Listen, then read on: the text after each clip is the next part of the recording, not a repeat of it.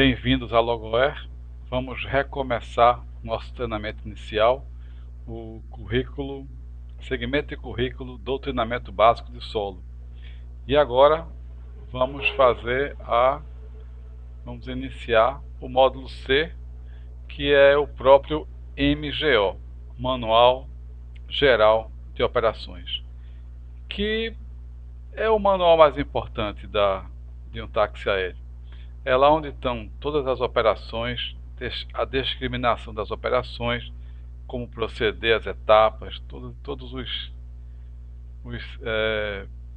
o passo a passo, né, de uma operação de táxi aéreo. Então, para isso, eu peguei aqui logo a capa de rosto do MGO, da Logoer. Todo manual que vai a bordo da aeronave, eles são no formato A5, que é a metade de uma folha A4, né? Então ele é pequenininho e tá aí, essa é a capa dele. Então aqui sempre ele vai ter o nome do manual, a revisão, o número da revisão 08 e a data dessa revisão, tá? Referência o RBAC 135, onde se regem as empresas de táxi aéreo, e a IS, que é a Instrução Suplementar 135-002. Essa IS é que diz como você deve fazer o MGO. Tranquilo? Vamos lá. O MGO, ele é, em vez de capítulo, é seção. Já foi uma questão aí do passado, sempre foi seção para o MGO, o pessoal manteve a seção. Então, igual a seção do POH, né? Sempre em inglês, section. Então, acredito que quiseram manter esse padrão aí de seção. A gente tem seção 1 a 14. A seção 1, prefácio, é exatamente onde está lá o controle dos manuais. A seção 2, estrutura e organização da empresa. A seção 3, o controle operacional. A seção 4, tripulação. Seção 5, procedimentos para cumprimento da jornada de trabalho. Aqui entra diretamente a lei do aeronauta. A seção 6 são os procedimentos com os passageiros. A gente a parte de operação. A seção 7, transporte de carga e de materiais de características especiais. Isso aqui normalmente é quando ou a empresa transporta carga ou o avião já tem um compartimento de cargas homologado. Seção 8, peso e balanceamento, que é importante. Todo voo de fretamento tem que ter uma ficha de peso e balanceamento, tem que ser emitida de acordo com o POH da aeronave. A seção 8 é bem curtinha, é abastecimento de combustível e fluidos. É uma parte muito importante, o abastecimento. Agora mesmo já a gente vê que teve combustível contaminado, né?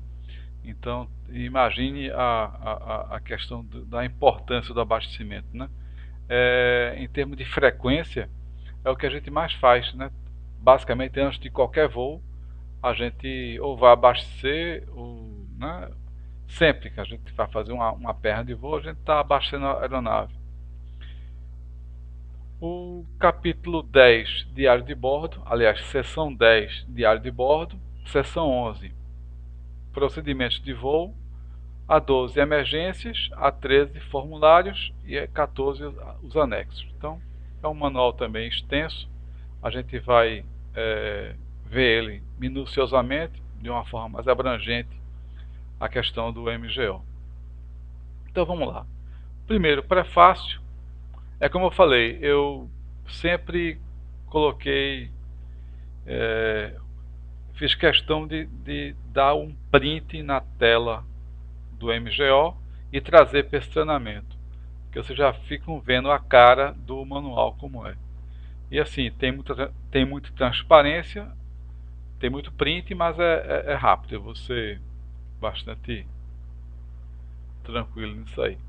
Então, vamos lá, a seção sempre no cabeçalho, aqui em cima, a gente vai ter a logomarca da Logoer, o nome do manual, a seção, número da seção, a revisão na qual essa página teve alguma alteração, no caso aqui foi revisão 5.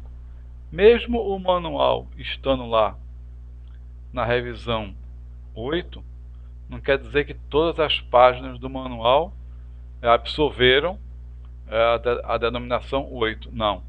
A página mantém a revisão na qual ela foi alterada.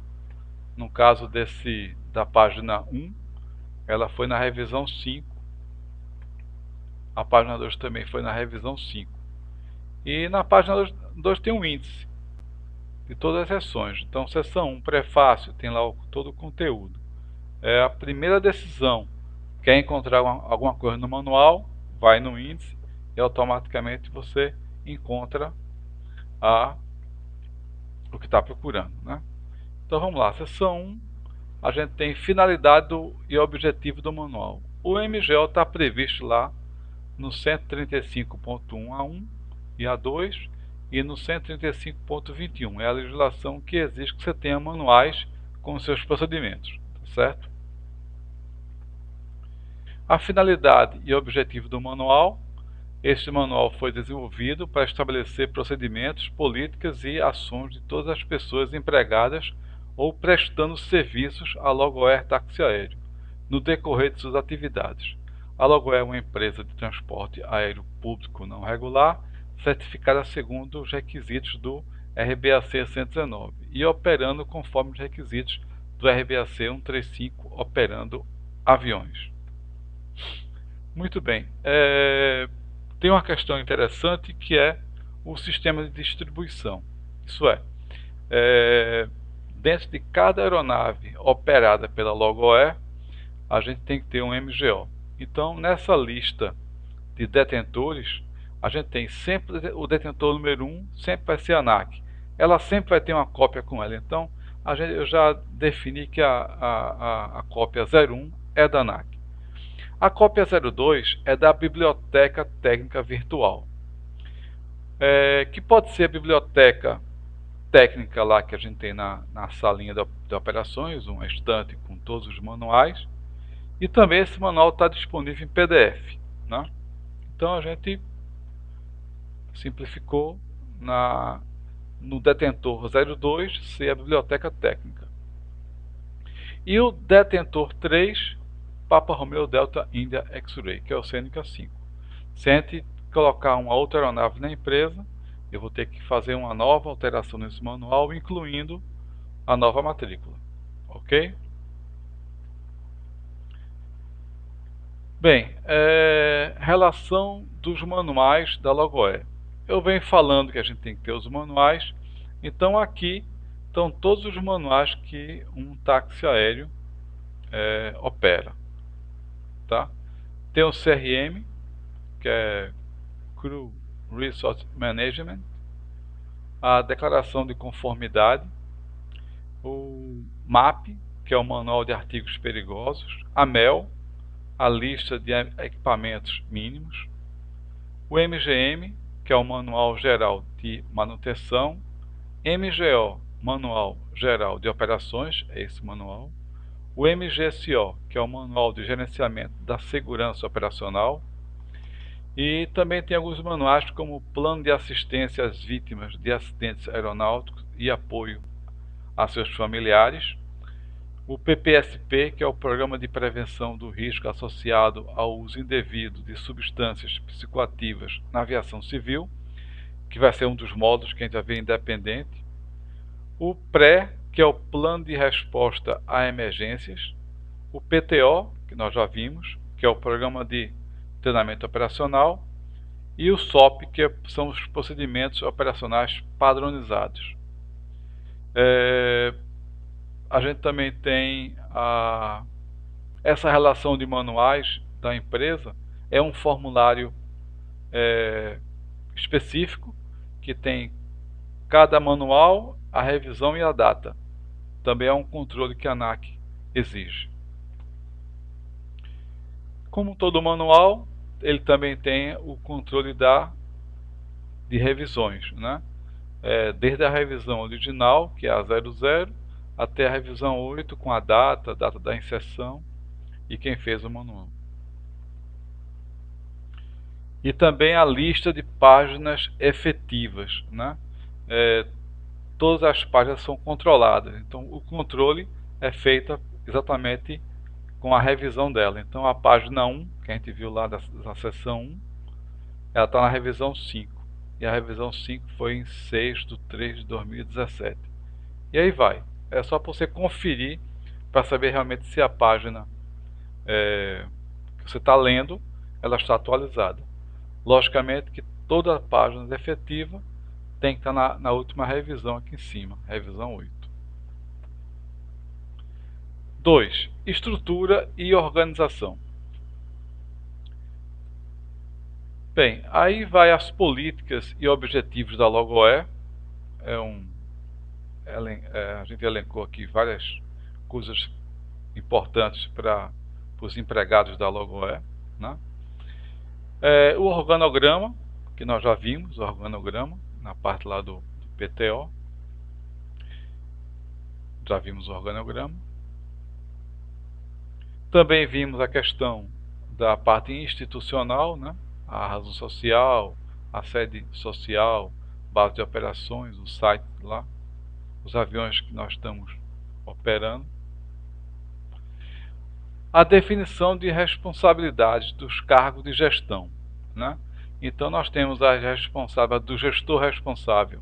O que esse gestor responsável tem de as funções dentro da responsabilidade dele, tá? O diretor de operações, o que ele tem que fazer, está aqui. O piloto-chefe, idem. O diretor de manutenção, está aqui, é bem extenso também. O diretor de segurança operacional, qual a responsabilidade dele, está aqui. O coordenador de voo, também tem responsabilidades. E a manutenção de registro da empresa, né? A responsabilidade pela manutenção dos registros e documentos relativos a operações da Logoé é do diretor de operações, né?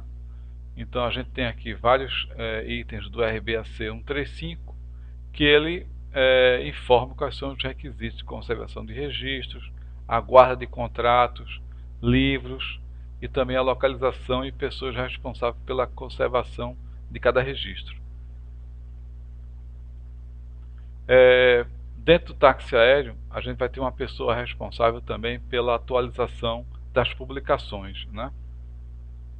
Não sei se vocês lembram, antigamente o Rotaé, como era complicado a gente fazer aquela atualização, né? Hoje em dia não tem mais isso, é tudo eletrônico, mas a gente tem que ter pelo menos uma pessoa que esteja regularmente vendo essas alterações da legislação básica, né? As RBACs e AIS, por exemplo, se lançar uma AIS nova do MGO, eu vou ter que ler a AIS para saber se eu preciso fazer uma alteração no meu manual, né?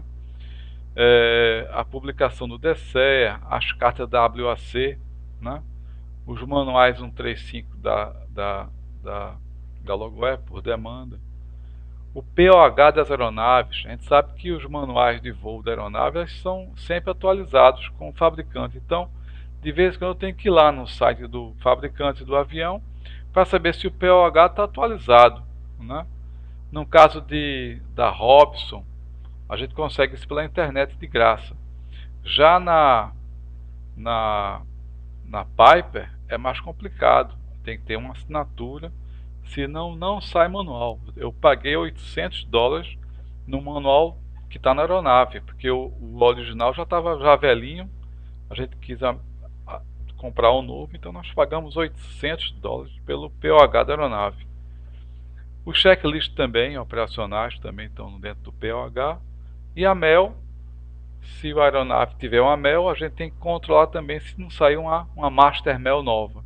A Master MEL é a ordem que é a base para fazer a MEL, que é o Mínimo Equipamento List da aeronave, que a partir do RBAC retrasado já foi liberada, a partir de 2018, se eu não me engano. Antes, para cada aeronave que tivesse uma MEL aprovada, você era obrigado a fazer, desculpe, a cada aeronave que tivesse uma Master MEL aprovada e editada, você era obrigado a ter a MEL no táxi aéreo. Hoje não é mais obrigado, né? A MEL é livre. Mas a MEL é um recurso importante para aeronaves que voam muito, né? Porque imagina, se você tiver um instrumento ou tiver algum sistema da aeronave em pane, você, se não tiver a MEL, você automaticamente você fica no chão graudeada, né? Ou voa omitindo a situação, ou você utiliza o recurso da MEL, que é interessante ter. No caso do Papa Romeo Delta Index X-Ray, nós temos uma MEL aprovada. Pronto, vamos à seção 3, controle operacional. Muito importante essa seção. O táxi aéreo, nós temos as fases de fazer o voo, né? E nessa seção 3, cada fase está devidamente separada. Então, vou adiantar aqui. Controle operacional. Está lá no RBAC 01 a definição do controle operacional. Significa, referindo-se a um voo, exercer a autoridade sobre o início, a continuação, os desvios para a alternativa e o término do mesmo, visando a segurança da aeronave e a regularidade e eficiência do voo. Essa é a definição de controle operacional.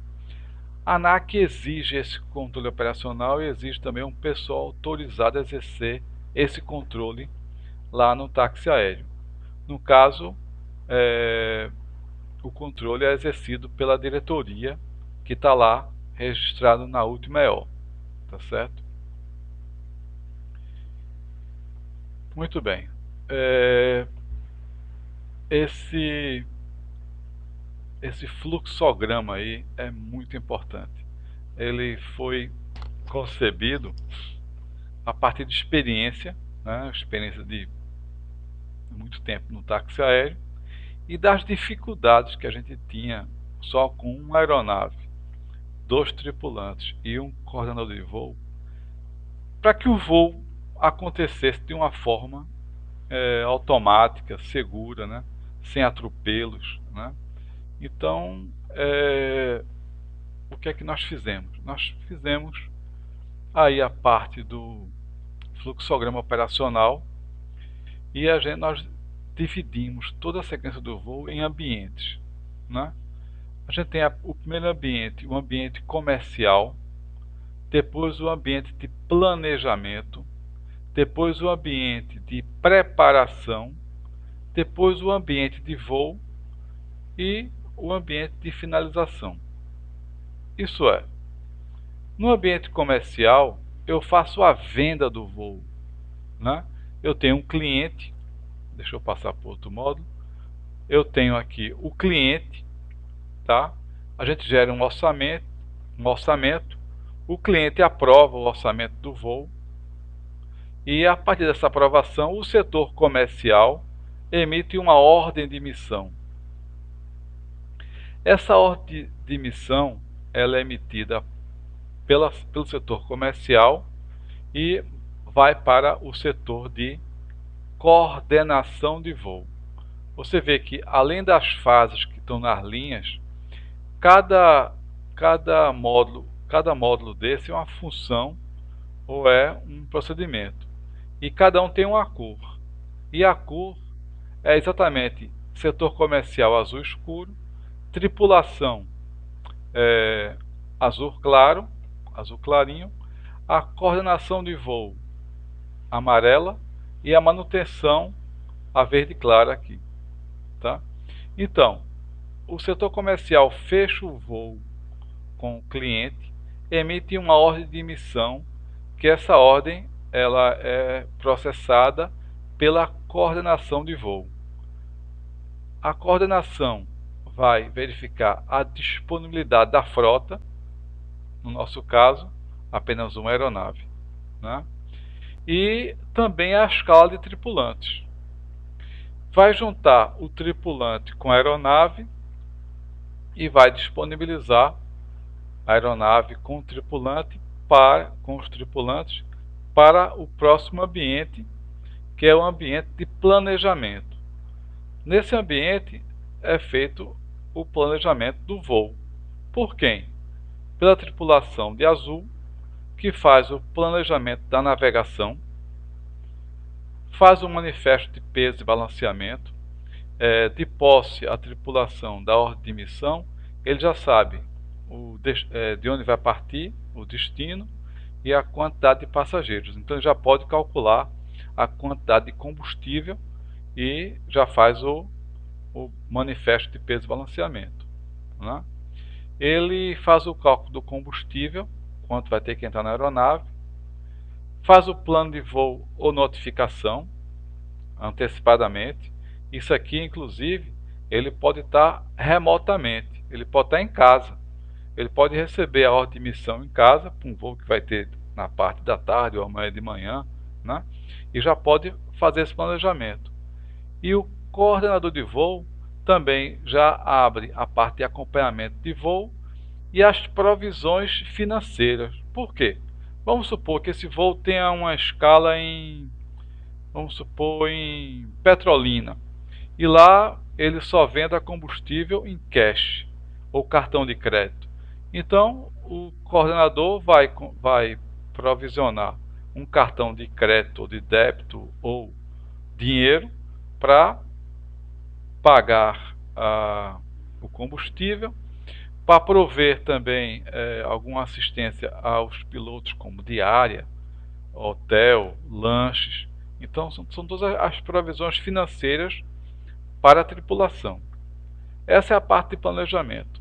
Finalizada a parte de planejamento, entra na parte de preparação do voo. A parte de planejamento pode ser feita remotamente, né? Enquanto que a parte de preparação é exatamente dentro já é a aeronave, já na rampa, né? Entre o hangar e a rampa. O que seria isso? O pré-voo de manutenção, tá? Normalmente nós temos dois pré-voos, né? O primeiro pré-voo é feito pelo manutenção de rampa, né? No caso hoje o nosso mecânico, tá? É o Rodrigo, lá do ACA. O que é que ele vai fazer? Ele vai fazer um pré-voo, um pré-flight, baseado na ótica da manutenção, né? Ele vai ver coisas mais, vai ver a pressão dos pneus, ele já verifica também o nível de óleo do motor, verifica estruturalmente o avião como está. Esse pré-voo de manutenção ele não desobriga do pré-flight que a tripulação vai fazer de acordo com o manual do avião, o POH. Ele não substitui, ele é um pré-voo a mais, né? No caso de estar com o pneu muito baixo, o mecânico já faz encher o pneu. Se tiver com óleo baixo, o mecânico já completa, para exatamente evitar que o comandante, que está com a roupa toda limpa, bonita, vá mexer em óleo, vá botar óleo. Então a gente tem esse mecânico na base para isso, para ajudar, assessorar a tripulação, tá?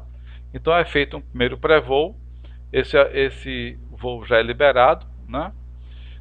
O coordenador de voo vai abastecer a aeronave com a comissaria, que lá no MGO também está previsto o que tem que ser: água, refrigerantes, gelo, né? Barra de cereal, coisas, pequenos tiragostos. Então a gente tem um abastecimento mínimo na galley, que é feito pelo coordenador. Então ele já abastece a aeronave também, o coordenador de voo. A tripulação, que pode ser logo o copiloto ou o comandante, vão verificar quais são os manuais a bordo exigíveis no RBAC 135, que é o POH, o manual de voo, o MGO, a MEL se existir, e o SOP. São manuais que tem que estar a bordo. Publicações a bordo. Hoje a gente tem um EFB, Electronic Flyback. Então a gente tem lá o Rotae, o IP, tudo já prontinho no iPad. Só que a gente tem que voar sempre com 2 iPads, tem que voar com o cabo de carregar o equipamento. Isso é verificado na fase de preparação. Os documentos a bordo. Se o diário de bordo está a bordo, se o CA, o CM e as fichas de peso e balanceamento estão a bordo. A ficha é a ficha de pesagem, né? A ficha que foi feita pela oficina, tem que estar a bordo também. Tudo dentro do livrozinho com os documentos da aeronave. E os formulários a bordo, na manifesto de peso e balanceamento. Muito bem, na parte de preparação, o comandante vai verificar a aeronavegabilidade, nós já vimos isso, né? A tripulação faz o pré-flight, que é o walk-around, né? Previsto no POH, o walk-around, o cabin preparation, o cockpit preparation, o abastecimento. Desculpem, não é a Avijet, é a Avigás, houve uma pequena falha. O NOTAM, tá? Vai fazer toda a parte do NOTAM, dos aeródromos, e também a parte de meteorologia, que são os aprontos meteorológicos antes da partida. Isso é feito pelo copiloto ou comandante, né? Tem que saber como é que está o tempo lá em rota. Aí sim, faz o cabin preparation e o cockpit preparation.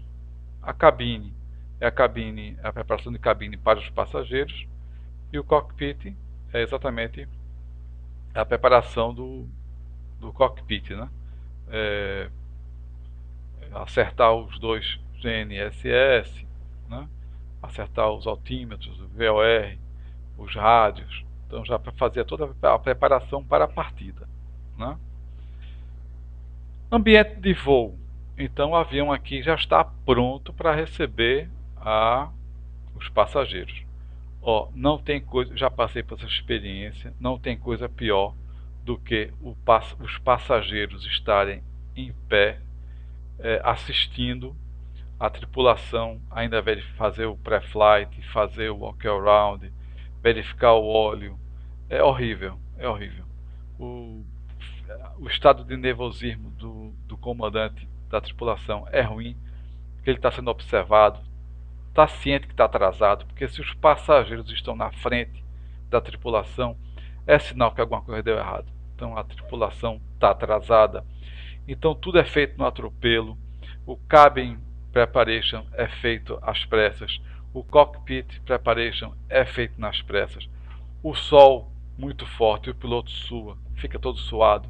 A tripulação vem receber os passageiros, o comandante com a mão suja ou suado. Essa situação não é agradável, entendeu? Então tudo tem que ser feito com calma, tem que ser feito no seu tempo, né? A tripulação tem que chegar realmente bem antes do voo para preparar nessa fase aqui, ambiente de preparação, por isso que o nome é preparação. E o ambiente de voo, a gente tem aqui a coordenação recebendo os passageiros. Normalmente quem recebe os passageiros no hangar é o coordenador. Ele se apresenta, ele acompanha os passageiros para o avião, apresenta o comandante, apresenta o copiloto, faz o embarque, tá? O embarque dos passageiros quem faz já é a tripulação. Normalmente o ideal seria o comandante normalmente não, ele já fez o cabin preparation e já fez o cockpit preparation. Um dos dois tem que estar na cabine, finalizando aqui o cockpit preparation para iniciar o ambiente de voo, que é acionamento dos motores. O copiloto ou o comandante vai receber os passageiros, né? Depois do embarque dos passageiros na aeronave, o comandante ou o copiloto fecha a porta e vai para a cabine de comando, na qual vai estar o outro piloto, né? Já com o avião já pronto para acionar, né? É feita aí o briefing aos passageiros, é obrigado, a gente tem que fazer um briefing aos passageiros, né? É coisa simples, é porta de emergência, equipamento de segurança em caso de emergência, o que fazer, né? E também apresentar também a Galley. E aí está a partida holística. Esse foi o nome que eu inventei para uma partida tranquila, né? Uma partida holística, o nome holístico quer dizer todo, né? Então tudo foi já harmonizado, tudo já foi preparado, já está pronto, já está devidamente checado. Então é uma partida tranquila, na qual você vai acionar os motores e tem certeza que todos os checklists, todas as etapas de etapa comercial, a etapa de planejamento, a etapa de preparação, o ambiente de voo também já foi pronto. Então você aciona o avião tranquilo, né? Tendo tempo de cumprir todos os checklists, tudo que tinha que cumprir. Aqui no ambiente de voo está o voo propriamente dito, né? E a coordenação de voo já está de novo acompanhando todo o voo. Enquanto a aeronave estiver em voo, o coordenador vai estar com o celular na mão, vai estar com a prancheta, com os dados de todo mundo, que é exatamente o formulário de acompanhamento, né? Vai estar com isso na mão. Se ele for almoçar, pranchetinha debaixo do braço, celular do outro, está acompanhando o voo, tá? Até o avião pousar e o comandante ligar para o coordenador avisando que o avião está no solo. Muito bem. O avião no solo, a gente tem o próximo ambiente, que é um ambiente de finalização, que ele acontece no pouso, no desembarque dos passageiros e, por último, no cheque de abandono. Esse cheque de abandono, a gente sabe que também é muito importante, né? Porque tem toda a parte de estacionamento, parking da aeronave, né? Se for num local remoto, tem toda a parte de proteção, de colocar as proteções do avião, também o cheque de abandono de acordo com o checklist do POH e também fazer o diário de bordo. Finaliza com o preenchimento do diário de bordo. Então é isso, pessoal. Eu, com a minha experiência, eu consegui juntar todo um voo de um táxi aéreo e definir esses ambientes, né, de trabalho. O ambiente comercial, o ambiente de planejamento, o ambiente de preparação, o ambiente de voo e o ambiente de finalização. E cada ambiente com suas responsabilidades, que são o setor comercial, a tripulação, a coordenação de voo e a manutenção. Beleza? Vamos para o próximo passo. Tá aí. Eu consegui comentar todas as fases aqui agora. A gente vai dar só uma repassada rápida, tá? Num ambiente de comercial, a gente tá lá no MGO, como ele está processando, cliente, orçamento e aprovação. O fluxo de informações é do setor comercial para a coordenação e a coordenação gera a ordem de emissão. Ele vai saber, o coordenador, os procedimentos, ele vai saber realmente a escala de tripulante, quem está disponível e qual a aeronave, né? E aí vem toda uma regras, né, da jornada anterior, né? Se a jornada for de 12 horas, a tripulação tem no mínimo 12 horas de repouso, né? Não pode ser antes de 12 horas de repouso. Isso está lá na lei, então a gente não pode ofender a lei. Se ofender a lei, lá na frente pode vir uma multa, não é verdade?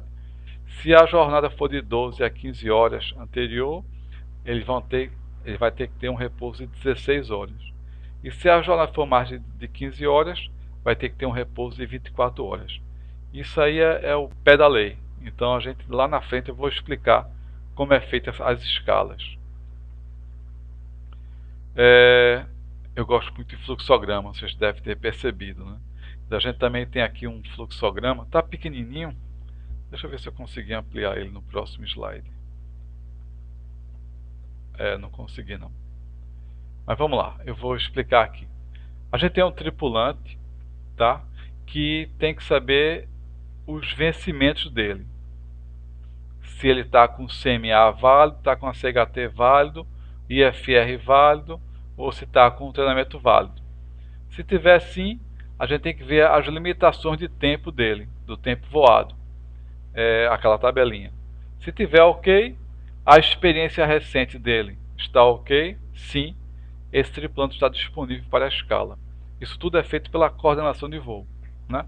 A gente falando aqui em 1 ou 2 tripulantes, como é a logo é fácil, a gente sabe decorado.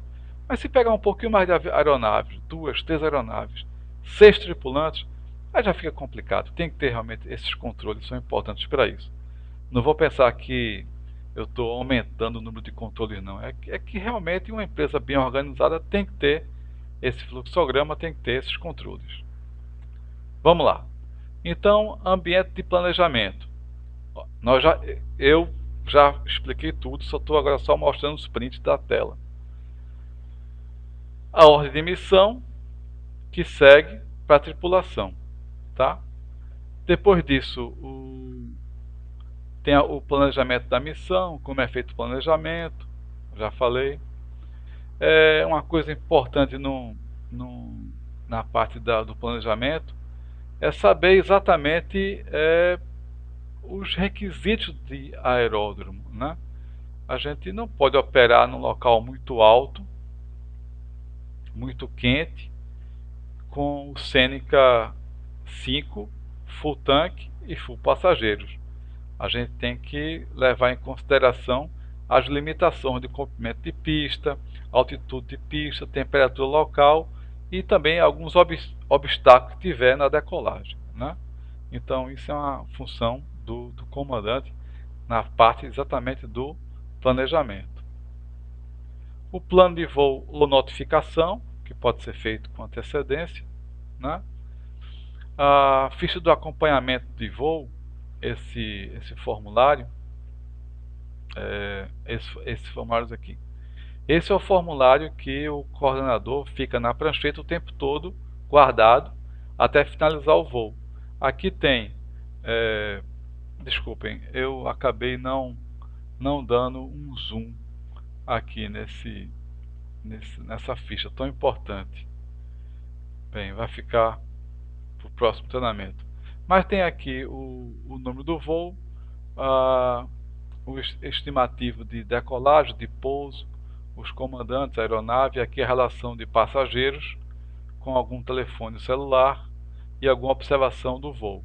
Então, o coordenador de voo está o tempo todo acompanhando o voo da tripulação.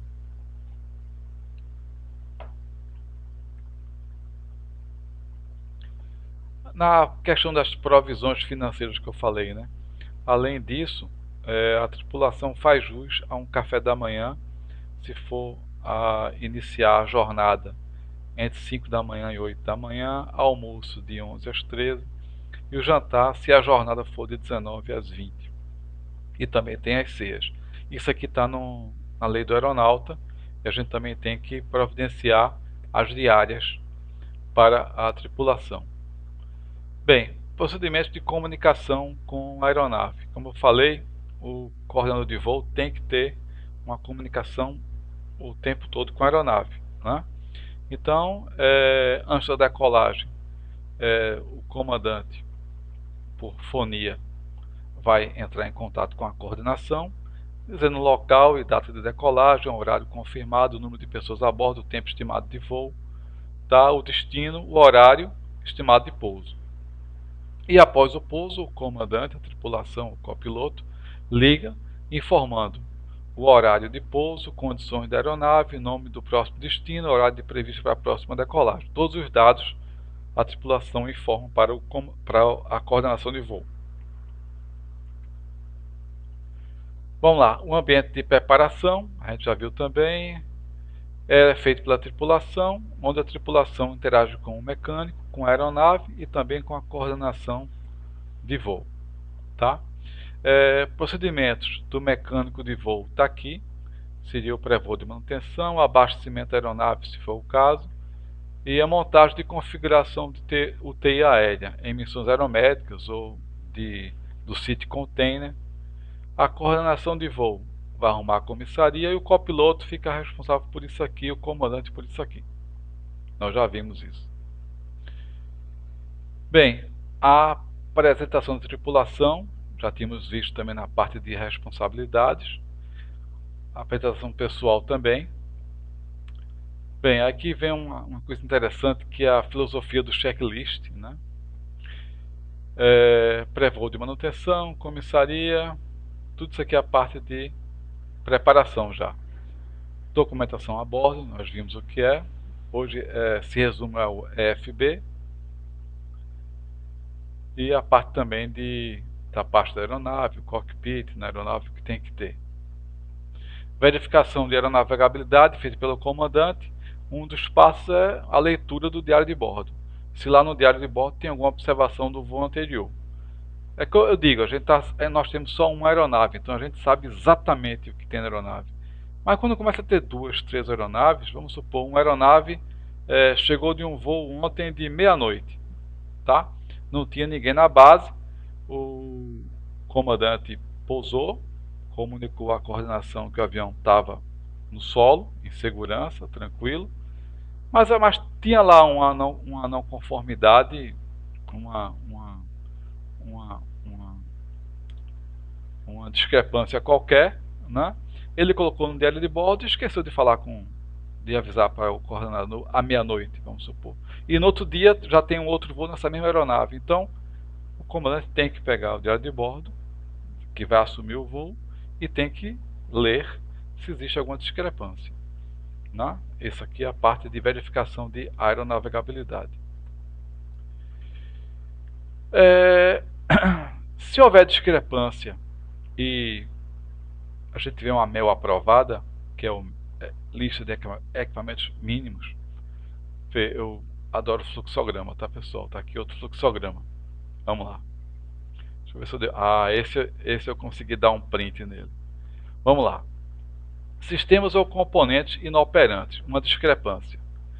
Se eu identifico uma pane, está lá no diário de bordo, ou você verificou a pane, tem que saber se ela está listada na MEL. Tá? Vamos supor que queimou uma lâmpada de navegação do lado direito. Tá? Lado direito, lado verde, né? Queimou lá uma lâmpada. Então eu vou na MEL para saber se essa lâmpada é queimada, ou um farol de pouso, né? Queimado, se está listado na MEL. Se estiver na MEL que está previsto lá uma lâmpada de navegação do lado direito verde, está queimada, se sim, eu passo para essa próxima etapa. Se não tiver listada, automaticamente a aeronave está indisponível para voo. E ela vai ter que sofrer uma intervenção de manutenção, certo? Seria o caso 1. O caso 1, a pane que apareceu não está listada na MEL. Vamos supor que a gente tenha uma pane, vamos lá, uma pane braba, uma pane em um dos magnetos.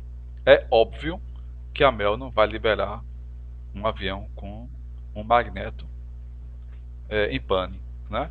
Então, vai no caso 1, automaticamente a aeronave vai estar indisponível para voo e pronta para a intervenção de manutenção.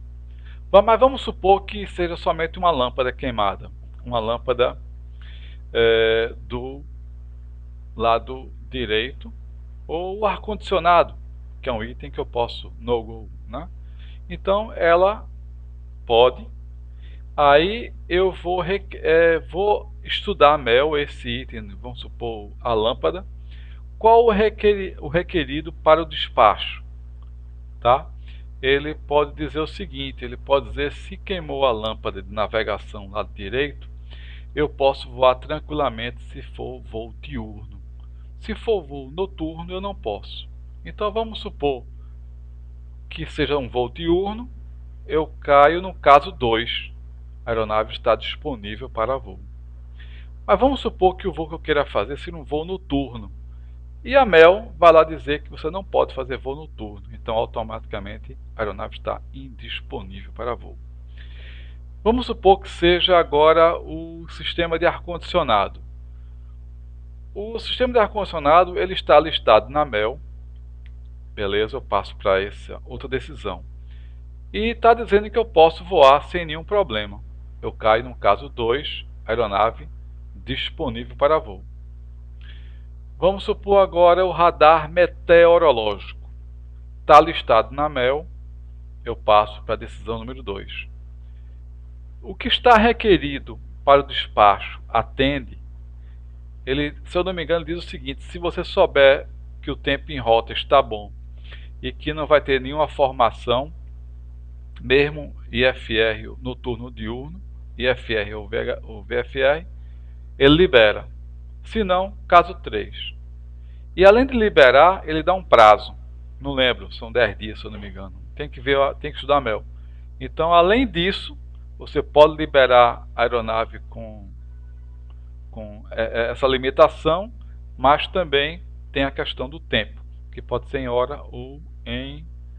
desculpe, a liberação pode ser por hora ou por dia, né? Normalmente 10 dias, 5 dias, depende da forma como está lá na MEL. Muito bem, vamos para outra questão. Sim, aqui é exatamente o que eu digo. pane é o caso 1, que seria a pane não listada na MEL, automaticamente no go. Caso 2, a pane está listada na MEL e a MEL beneficia você voar, tá? Desculpe, caso 2 está aqui embaixo. A pane listada e beneficiada na MEL, você voa. E o caso 3 é a pane está listada na MEL, mas não sofre benefício de voo, então é no go. Na parte também de preparação temos o pré-flight, que é o walk around, está lá previsto no POH. A gente também tem a parte de abastecimento avigás. Como eu falei, o abastecimento é muito importante. Você lembra que naquela tabelinha do SGSO entre frequência e grau frequência e grau de ser crítico a situação, né? Existe aquela tabelinha do SGSO, só que o abastecimento, por que ele é tão crítico? Porque ele é muito frequente, né? Basicamente a todo voo você tem que abastecer. Imagine se houver o abastecimento e não houver o acompanhamento da tripulação. E em vez de avigás, eles colocam querosene. Então, pode ser uma consequência catastrófica, né? A gente tem esse caso de combustível contaminado, que pode ser com água, pode ser... Então, a observação, o acompanhamento no abastecimento é muito importante, né? Para ver a qualidade do combustível. Então, a gente tem esse outro fluxograma, que é importante também, que é o abastecimento, tá? E em todo abastecimento ele manda o comprovante de entrega, né? Que normalmente é uma segunda via. Todo comprovante de entrega CE são duas vias. A principal, que fica lá com o abastecedor, e a segunda que tem que, por obrigação, ir a bordo, entendeu? Para quê? Para que o comandante tenha certeza de quanto foi abastecida a aeronave, né?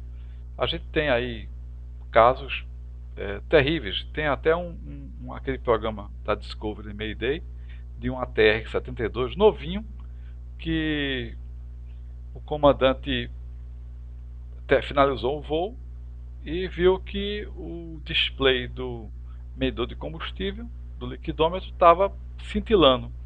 Ele reportou no diário de bordo, automaticamente a mecânica foi lá e trocou o equipamento. Só que em vez de colocar do ATR-72, ele colocou do ATR-42.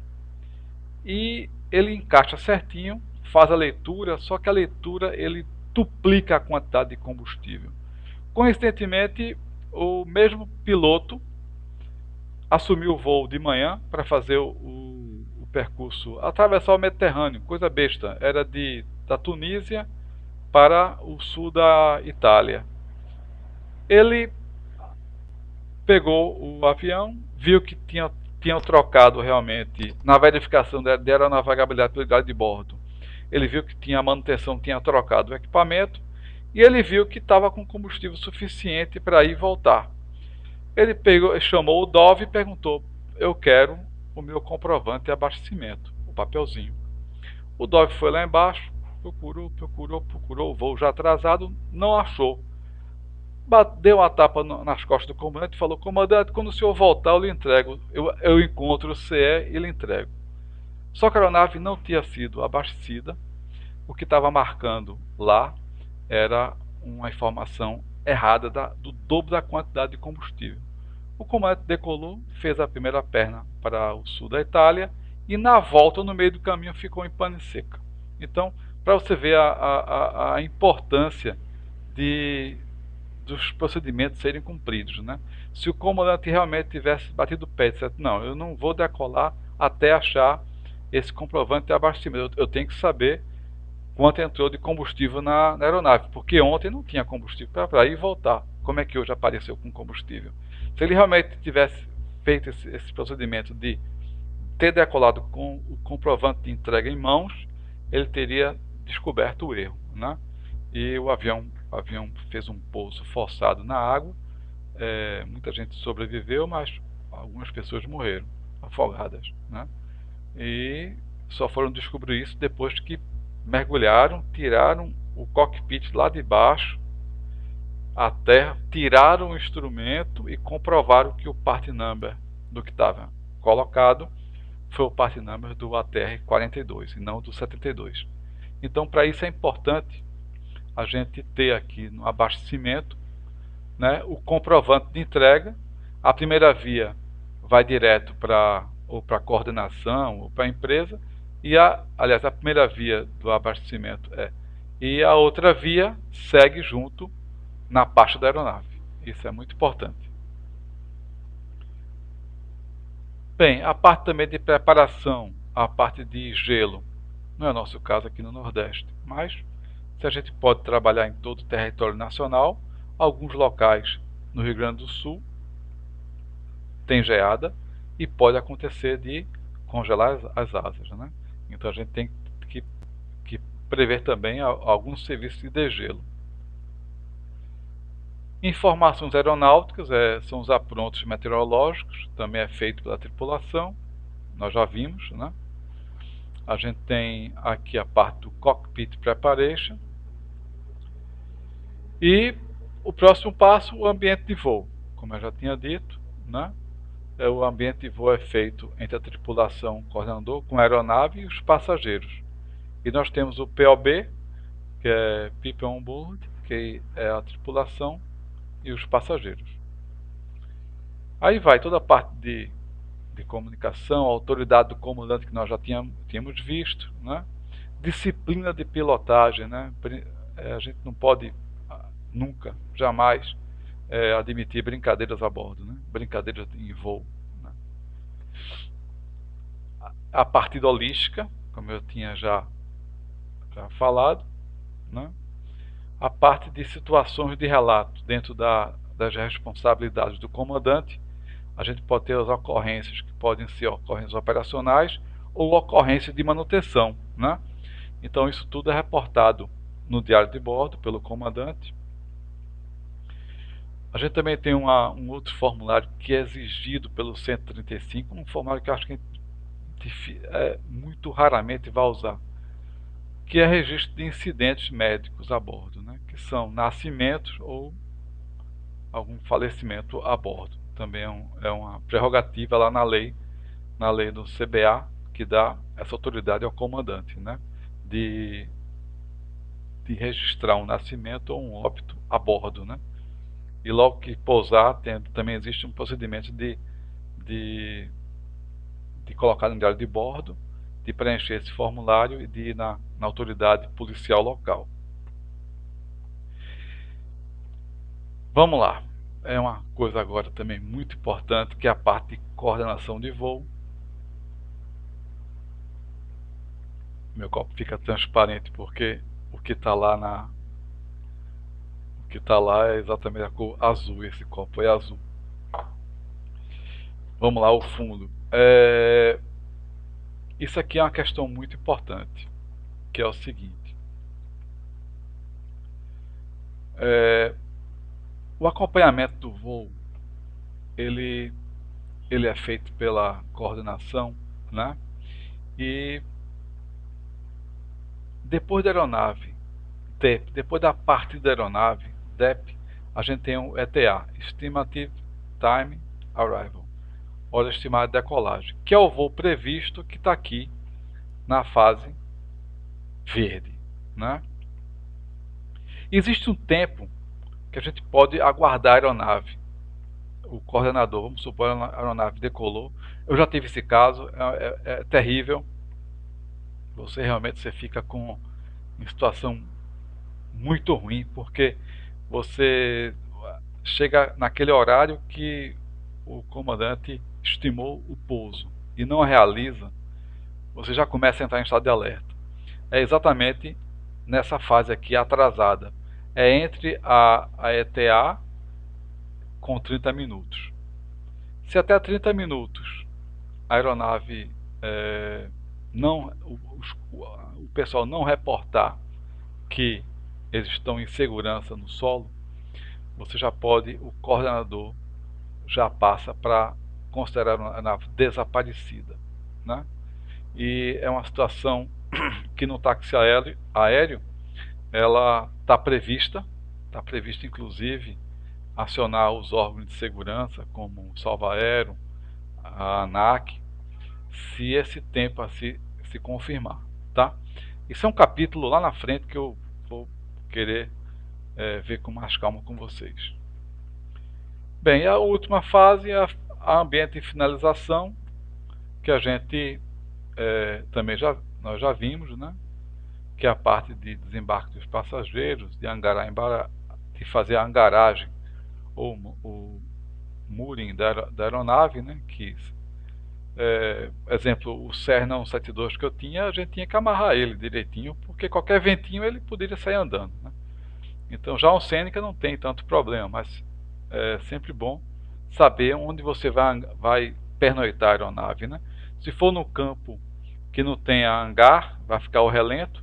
A gente tem algumas prevenções a fazer na aeronave, como alguma coberta, alguma coisa, e também até acionar o guarda-campo, deixar a aeronave num local seguro, para que a mesma não seja vítima, né, de curiosos, né? Vai lá, curiosos, mexer muito é um problema, principalmente helicóptero com rotor de cauda. Já tive vários casos de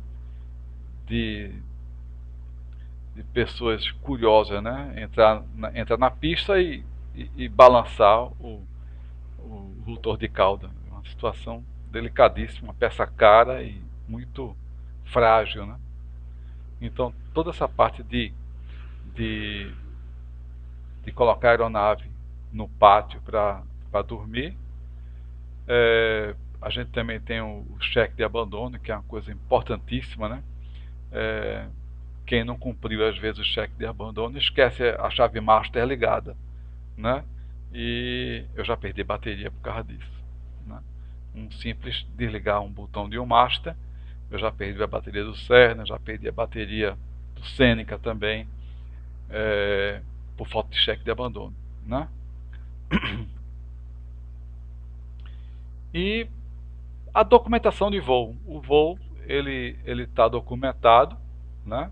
Então a gente também tem um fluxograma de todos os documentos que vão a bordo. Por exemplo, o diário de bordo tem uma segunda via, você tem que informar as horas voadas para o CTM, que é o controle técnico de manutenção, fazer o cálculo das horas voadas do avião perfeito de manutenção, A gente também tem os comprovantes de entrega do combustível, que é outro documento.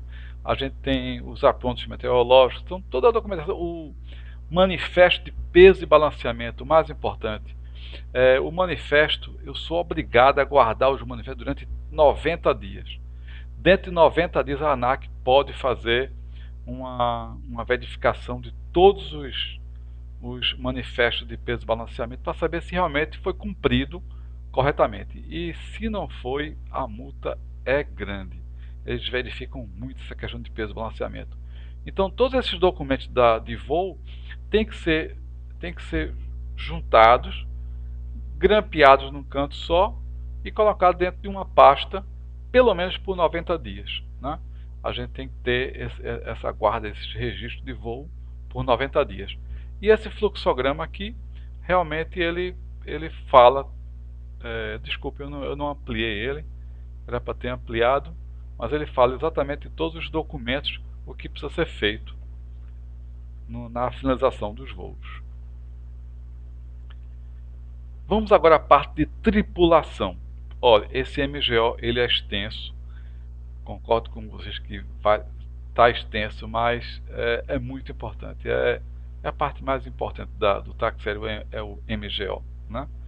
Vamos lá, a parte dos tripulantes. A tripulação. Bem, a tripulação, como a gente viu, é regida pela Lei 7.183, que regula a... Opa! Desculpem, essa parte está totalmente desatualizada. Eu acho que faltou atualizar o MGO. É a lei nova do aeronauta, né? Que fala das tripulações, né? Requisito de qualificação, registro individual de tripulantes, registro. A parte dos vencimentos, né? O coordenador de voo, pela diretoria de operações, a gente sabe exatamente tudo que vai vencer do tripulante, que é o CMA, o CHT, os treinamentos, o IFR, o rota, o check-in rota, e também férias, né? Férias, vencer alguma outra questão, tudo isso é controlado através do controle de vencimentos dos tripulantes. Responsabilidade dos vencimentos nós já vimos, é do próprio aeronauta. Pronto, agora vamos ver procedimentos para cumprimento da jornada de trabalho. Outra questão muito importante que a ANAC olha muito, a questão de regulamentação das horas. Né? É o que a ANAC vê em inspeção na parte de operação, os documentos de voo, que são os manifestos de peso e balanceamento, tá? Ver se realmente está no gráficozinho de centro de gravidade, assinalou corretamente. A parte também dessa regulamentação, que é exatamente os procedimentos para cumprimento da jornada de trabalho. Bem, existe um RBAC novo, que é o RBAC 117, que é requisitos para gerenciamento de risco da fadiga humana. É um RBAC novo, é uma exigência da ICAO, nova também, e que a ANAC exigiu para os táxis aéreos também fazer esse controle de fadiga, que tem a ver com a questão da carga de trabalho. Né? Então a gente, aptidão ao trabalho, acomodações para repouso, a gente tem que ter esse cuidado na tripulação quando estiver externo, ficar em bons hotéis, etc. Fornecimento de refeições. Aí vamos, limitação da jornada de trabalho. Deixa eu ver se eu fiz o print. Fiz. Essa eu fiz o print correto. Vamos lá. Sempre na LogOE vamos ter tripulação mínima ou simples, tá certo? Então nós temos a jornada pode ser de até 11 horas, tá certo? Dentro da qual dessas 11 horas de jornadas está inclusa meia hora para apresentação e meia hora para encerramento. Meia hora antes do acionamento dos motores e meia hora após o corte dos motores. E essa jornada de 9 horas e meia, tá certo? Ela pode ser 9 horas e meia, 10 horas entre o acionamento e o corte, e no máximo 11 horas entre a apresentação da tripulação e o encerramento do voo. Isso é lei. Fora disso, é a famosa regulamentação, né? Se regulamentar, cabe em multas, e as multas são pesadas. Pesadas mesmo. As limitações são, para tripulação simples, 9 horas e meia de voo, sem limite para pouso, tripulação composta 12 horas, de revezamento 16 e helicópteros 8 horas. Existe também uma limitação de tempo de horas a cada mês. Aviões convencionais 100 horas, aviões turbohélice 85 horas, aviões a jato 80 horas e helicóptero 90 horas. Descanso ou repouso regulamentar também 12 horas. Se a jornada anterior for até 12 horas, o repouso tem que ser de 12. E aí vai. Aí volta aquele fluxo que a gente já tinha falado, está em ampliado. Esse é um fluxo mais extenso, que leva também todas as limitações anuais do tripulante, né? Porque ele tem o vencimento do CMA, tem o vencimento do treinamento, tem as férias também são anuais. Você tem os mensais que são sobreavisos, reservas, folgas solicitadas, fora de escala e dispensa médica também. Tudo isso o coordenador tem que mensurar antes de colocar, antes de fazer a escala do tripulante. Essa é a escala do tripulante, das tripulações, né? A definição de escalas, o que é sobreaviso, reserva, viagem, folga e repouso, né? E ao final de todo mês é feito um relatório, né? Exatamente do que foi realizado, né? Que foi voado realmente. Se chama relatório de registro individual de horas de voo mensal. Esse relatório ele é gerado por um sistema e ele é informado à ANAC. A gente tem o relatório de registro individual de horas de voo mensal e tem também a papeleta individual de horário de serviço externo. Essa papeleta ela é uma portaria interministerial número 3016 que nós temos pelo sistema. O sistema faz automaticamente, mas você tem que ter esses dois relatórios finais a cada mês, arquivado, assinado, e entregue uma cópia para o tripulante também. É a parte da administração do gerenciamento de horas das tripulações. Muito bem, a gente tem que comunicar à ANAC quando houver uma ocorrência de extrapolação de tempo de voo. Normalmente existe dentro da lei alguns artifícios que você pode aumentar a jornada de trabalho. Então, quando é que você faz isso?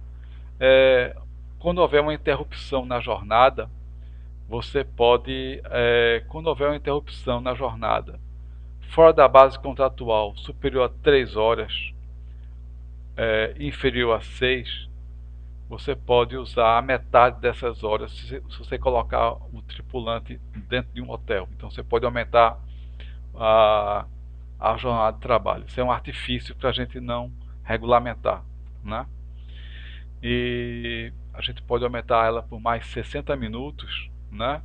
Se houver inexistência de acomodações ou alguns outros itens que estão aí elencados. Não quero me fazer muito tempo com isso não.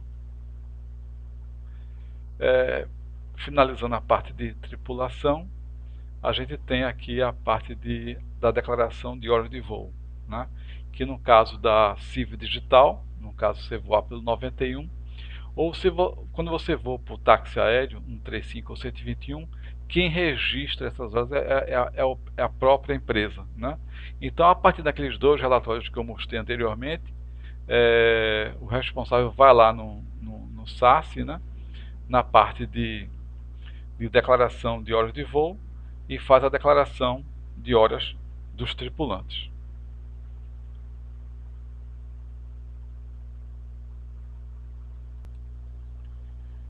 O próximo item é exatamente a parte de procedimentos com os passageiros, tá?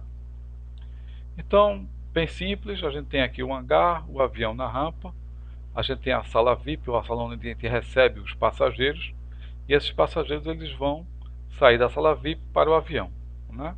Então a gente tem aqui uma recepção dos passageiros, que é feito normalmente pelo coordenador de voo, a autorização para embarque, quem vai dar é o comandante, a apresentação na aeronave, no caso o coordenador vem com os passageiros aqui e apresenta ao comandante, designação dos assentos e bagagem de mão é feito pela tripulação, a gente lembra, né, a gente não pode colocar uma pessoa muito pesada nos bancos traseiros do Seneca, porque senão sai o centro de gravidade, né? Então a pessoa mais pesada tem que ficar nos assentos dos passageiros na parte central, né? Então isso tudo o comandante na hora vai agindo, né?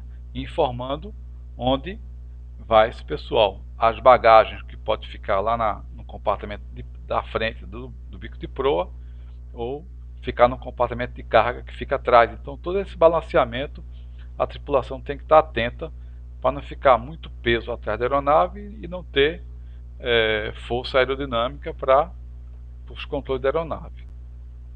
A gente tem também as instruções verbais aos passageiros e a partida holística, como a gente tinha já mencionado. Essas são as instruções de segurança. Tem, no caso do Seneca, a gente tem quatro plastificados dentro da aeronave. Seção 7. Transporte de carga e de materiais de características especiais. Bem, a Logoair estava certificada para cargas, né? Nessa nova certificação nós não fomos certificados, mas o MGO já prevê essa questão do transporte de cargas, né? Então, basicamente,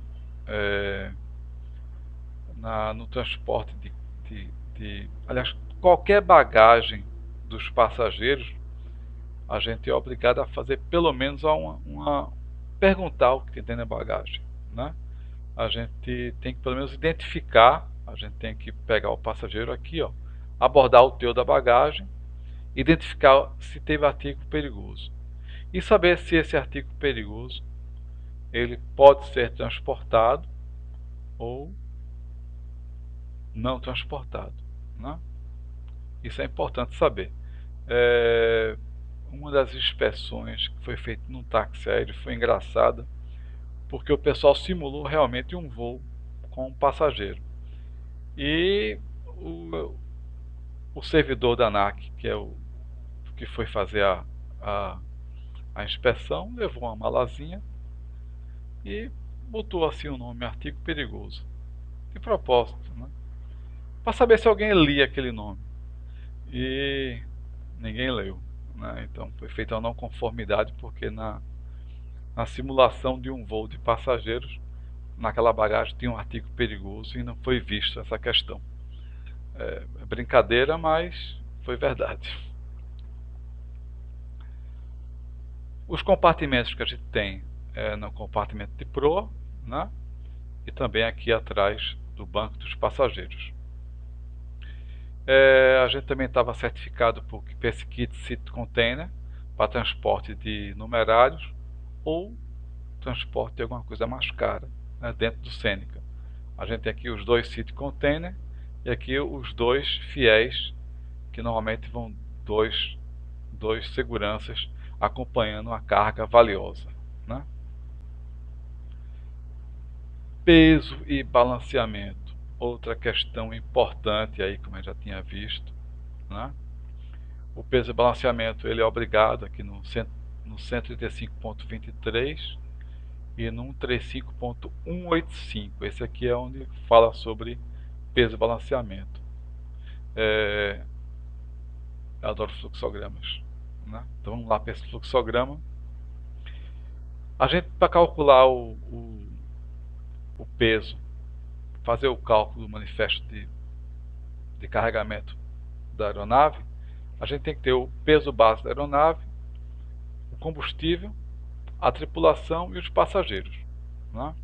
Normalmente a gente está usando o peso padrão, porque se a gente for usar o peso real, vai ter que ter uma balança. E a gente sabe que pelo peso real a gente não decola, né? Então a gente utiliza o peso médio, né? Que está estabelecido no RBAC 119. Daqui a pouco eu digo quanto é ele. Então, com esses 4 elementos a gente entra nas tabelas, né? E primeiro saber se a soma desses 4 itens é inferior ou igual ao peso máximo de decolagem. Se não for, se for superior, tem que ser revisto. Ou vai menos passageiro, ou vai menos combustível, ou é alterado o destino final da aeronave. Tem que fazer uma escala de abastecimento, tá? Se tiver menor ou igual ao peso máximo de decolagem, tem que calcular agora o centro de gravidade, que é exatamente dentro do envelope, né? Envelope de voo da aeronave. Se tiver dentro, ok, ele vai para o estudo da pista, para saber se o estudo da pista ou de partida ou de destino vai ter comprimento suficiente de pista, se a temperatura está dentro dos limites, o cálculo de performance da aeronave. Se tiver, a aeronave está carregada e dentro de envelope. Se não, volta aqui para recálculo, e se também estiver fora do CG, volta para recálculo. Esse é um fluxograma lógico, da lógica aí do peso e balanceamento. A gente não pode esquecer que é uma situação muito importante esse peso máximo de decolagem. Né? É muito ruim quem está do lado de fora ver a aeronave com os pneus totalmente meio chatinhos. Né? Sabe que está calibrado, mas o bicho está pesado. E a gente sabe que vai ter dificuldade de decolar tudo. Com 3.000 metros de pista, que é o Guararapes, eu nunca tive problema. Mas se for uma pista mais curta, a gente é até proibido você voar acima do peso máximo de decolagem, né? É uma situação que não está prevista. Aqui uma coisinha besta, como é feito o peso balanceamento, que é uma gangorra, né? Aqui o peso padrão dos tripulantes é no RBAC 119, seção 3. Tripulantes masculinos 82 kg, femininos 64 kg, e se você não quiser identificar nenhum nem outro, você põe 77 kg. E tripulantes, faltou passageiros, né? Eu não dei o print do passageiro, mas é 77 kg, se eu não me engano, 82. Aqui é o manifesto de peso e balanceamento, onde são colocadas é calculado o peso máximo de decolagem aqui nessa célula, e o momento, que é o CG aqui. Com esses dois dados, você tem que plotar nesse gráfico aqui, que é exatamente o envelope do avião, né? O pontinho tem que estar aqui dentro.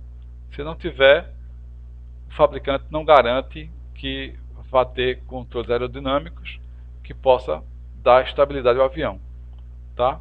Ele pode estar dentro do peso máximo de decolagem, mas se estiver fora do centro de gravidade, também vai estar errado. Então, a ANAC exige o preenchimento desse manifesto e também plotar aqui onde está o CG do avião e o peso máximo de decolagem, para saber se está dentro do envelope, tá? Alguns fabricantes optam aqui pelo CG, pelo CG, que no caso é a Piper CG. Em outros, como a Cerna, essa informação aqui é o momento, né? No caso aqui a gente tem que achar primeiro o momento para depois achar o braço, que é o CG. São particularidades de cada avião. Uns vão aqui pelo CG e outros vão pelo momento. Essa é a tabelinha que eu estava falando. Os elementos de entrada são os tripulantes, passageiros de autonomia. Os elementos de saída é o peso de decolagem e o CFA, que é o CG da aeronave, né? Essa tabelinha é uma tabelinha bem interessante, ainda não está feita, mas assim que o avião estiver pronto, ela vai estar pronta também, essa tabelinha, que vai simplificar, não precisa mais fazer cálculo, não precisa mais entrar em computador, fazer cálculo manual. É bem aproximado e é uma forma de você agilizar os cálculos. Bem, abastecimento de combustível e fluidos, eu já falei bastante sobre isso, né? Basicamente, uma coisa importante que eu não tinha visto ainda, eu não tinha falado. Autonomia para voos VFR e IFR sob a égide do RBAC 135, tá certo? Veja que interessante. Para voos VFR, tá, visuais, avião, de dia, eu só preciso cumprir de A para B mais 30 minutos. Isso já é uma questão boa para o táxi aéreo, né? Então eu posso fazer somente AB mais 30 minutos. E à noite, AB mais 45 minutos em operações visuais. Em operações IFR, avião, eu tenho que fazer A, B, C mais 45 minutos, que é o padrão máximo, né? Seria A para B mais alternativa mais 45 minutos. Se for helicóptero, mais 30 minutos. Tranquilo, a tabelinha aí ampliada. Isso aqui está no RBAC. Está lá no RBAC 135.209 e 135.223. Uma eu acho que é para VFR e a outra é para IFR. Isso aí é importante, esses tempos de voo, né? Essa limitação de autonomia. Aí vai de novo aquele fluxograma do abastecimento, da importância de ter a segunda via a bordo, né, do abastecimento. Então vamos lá, diário de bordo, tá? É a seção 10. Diário de bordo é uma coisa muito importante, é horrível, eu tenho péssimas experiências com diário de bordo em termos de escrituração, com relação a erros de preenchimento, né? Então é uma coisa muito fácil de decorar. O diário de bordo é como se fosse um cheque. Você não pode errar um cheque.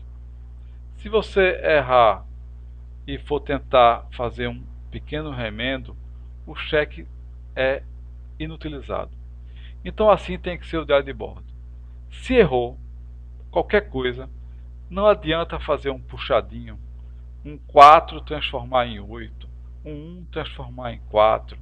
Não adianta. Errou, simplesmente pega uma régua, risca a linha e refaz na próxima linha, sem nenhum problema. Você pode fazer isso N vezes. O que não pode é tentar rasurar uma informação, tá? Passa uma régua, passa uma linha, traça. Na parte de observações bota linha, exemplo, linha 5, cancelada, e assina só. E refaz embaixo. Faça isso N vezes, mas não tente retificar de uma forma grosseira um diário de bordo. Eu já vi até diário de bordo com ROX. Quase a gente leva uma multa. Não sei como é que eu não levei, mas tinha ROX lá. É terrível. tem que cortar, né, e refazer. E tem que ser feito isso na hora, não pode ser feito depois, porque depois vê que errou uma linha anterior e ficou 3 linhas escrituradas, aí vira uma confusão, né? Mas essa é a regra básica. O diário de bordo tem que ser bem preenchido. E o diário de bordo, antigamente, tinha que ser preenchido na cabine, ao término do voo. Pela IS nova, ele flexibilizou e você precisa fazer preencher o voo no diário de bordo dentro da jornada de trabalho. Então, após o voo, você ainda tem meia hora para preencher. Se não fizer e tiver um fiscal da ANAC observando o corte dos motores, ele vai cronometrar 30 minutos. Se o voo não tiver preenchido, é passível, num caso de uma rampa, de uma multa, né? Uma atuação. Então, o voo tem que ser preenchido no diário de bordo até 30 minutos após o corte dos motores. Vamos lá. Então esse é o modelo adotado aqui está a NVO, desculpem a falha também, pela Logoé, tá? A numeração do diário de bordo, ela segue uma portaria da ANAC, né? Era uma antiga IAC que mudou, né? Agora é a portaria número 2050. Ela prevê 3 dígitos para um sequencial de cada diário de bordo, as marcas de matrícula, nacionalidade e matrícula, e os 2 últimos dígitos ao ano em que foi aberto. Então, o próximo diário de bordo do Dix vai ser o 002 Papa Romeo Delta India X-Ray /20, né, que estamos no ano de 2020. Outro fluxograma aqui, muito bom fluxograma, diz o seguinte: o diário de bordo ela tem que estar disponível na aeronave. Se ele estiver disponível na aeronave, automaticamente ele está disponível para voo, e tem que saber se há alguma discrepância a bordo. Isso para verificar a aeronavegabilidade dela. Agora, se o diário de bordo não estiver a bordo da aeronave e também não estiver na parte de operações ou coordenação, estiver no CTM, tá? Essa aeronave automaticamente está indisponível para voo. Isso é uma forma física de você prender a aeronave. Vamos supor que, aquele mesmo exemplo, a aeronave chega à noite no hangar, chega de madrugada, com uma pane de magneto ou uma pane em um alternador, motor de partida, alguma coisa, tá? E automaticamente o comandante dessa etapa de voo reporta na parte de observações a discrepância, tá certo? E chegou de madrugada, ninguém sabe, então automaticamente ele não vai deixar esse diário de bordo mais dentro do avião. Ele vai deixar na parte de manutenção. Para quê? Para que fisicamente a gente faça uma barreira para que esse avião, a próxima tripulação que for assumir o avião, se não tiver essa informação, ele já percebe que o diário de bordo não está dentro da aeronave, né? Então já é um sinal de alerta, porque o diário de bordo não está aqui. Então é uma questão só física do diário de bordo. Se a diário de bordo estiver dentro da aeronave, está totalmente liberada. Se não tiver, pode estar em operações liberada, ou já pode estar na parte de manutenção, então automaticamente fica ciente que a aeronave está em pane. É uma forma física de a gente usar o diário de bordo como instrumento, como uma barreira. Verificação de aeronavegabilidade, nós já vimos, né? Procedimentos para preenchimento do diário de bordo, como eu disse, tem que ser preenchido criteriosamente, com letras de forma, com calma, não pode ser com escrita de médico que ninguém entende, né? Começando na parte superior, na parte da apresentação da tripulação, e a parte de baixo toda bem escriturada, com calma, né? Todas bem assinadas. Agora mesmo tive uma não conformidade de uma inspeção que eu tive agora, estou tendo agora inclusive, que não estava escriturado a quantidade de pousos e de combustível. Às vezes a gente não coloca, mas exige.